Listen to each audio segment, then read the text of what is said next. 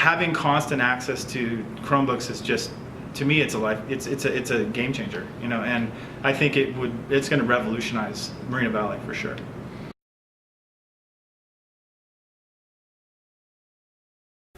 We've rolled out approximately 28,000 Chromebooks for our students, and they're being used from the 1st grade all the way to the 12th grade. Okay, how do you get to your drive? Who can raise their hand and tell us how do you get to your drive? Mia.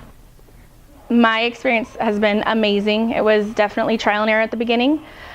They have grown so much in so many areas, and I do give the credit to technology and a lot of that. Who can tell us how you put a picture in? Thank you for raising your hand. Camila.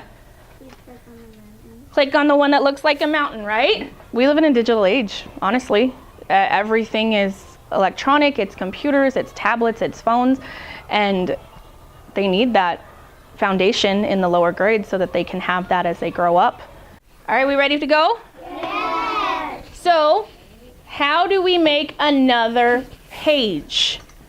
They have made a tremendous growth in a lot of areas that I've seen, especially in reading with my class. My class struggled in the beginning. We've practiced a lot of different activities with them. I found specific websites geared to learning to read and assisting that, and the growth has been amazing this year for my class. I'm actually very proud. All right, now try your password. Okay. All right, go ahead and click your 1st grade folder. Back to school night, parents are so excited because they see it. They see where the world is going as far as computers. So they're excited that their kids are going to start learning. A lot of them are skeptical at first. They're like, yeah, they're 1st graders, they can't do it. But by the end, I've had a couple parents email like, my kid logged on the computer, has this, did all this. They went on their drive at home. They found their websites they can go to. They practice this on their own. So feedback has been great for parents. Because this is adding, so this is on this level, and this is dividing, and that's on this higher level, right? Having Chromebooks doesn't automatically make you a great teacher, but it gives you tools that can enable you to do things that you could never do without them. And then let's use some math here. Let's say it like this. In math, we would say, so do we have a positive or a negative slope? They can type what they're doing as far as language arts goes, with essays, with science. They can type out their answers onto a Google Doc and then maybe use a PDF with DocHub. There's so many different ways that the students can incorporate technology into the day. I've been able to do more work because my handwriting is slow and sloppy, but with the computer I can type more faster, and so it's just easier to get ideas down onto like a Google Doc than it is onto a piece of paper for me.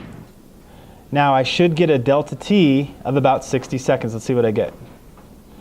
So there's my first P wave, and there's my first, come on, there's my first S wave.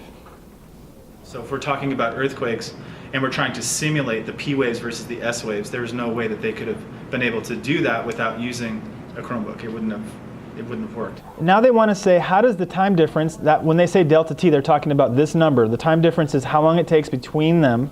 How does that relate to the distance to the epicenter? I want you to write something. I want you to see what you can come up with. Go ahead.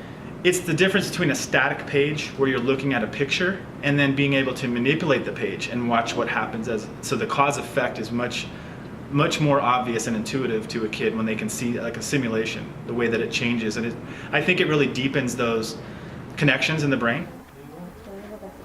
There you go. So plug in the calculator. So we have to calculate? Yeah. Mm-hmm. I didn't know.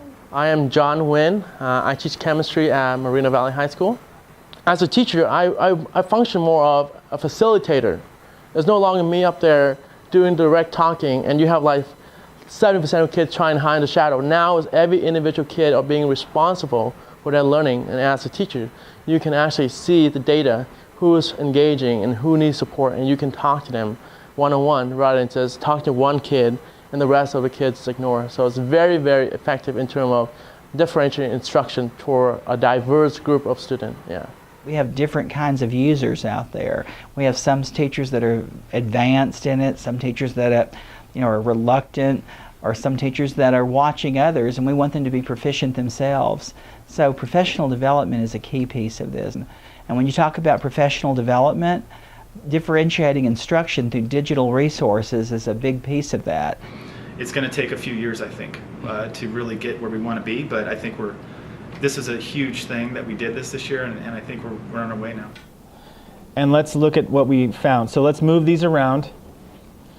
On your Chromebook,